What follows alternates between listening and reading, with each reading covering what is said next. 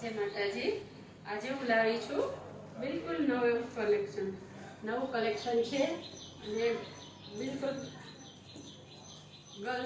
College girls માટે skirt pant. આની ઉપર તમે ટોપ અથવા ટી શર્ટ પહેરી શકાય.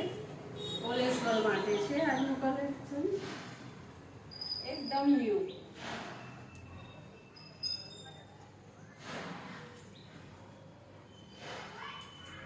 સ્કર્ટ,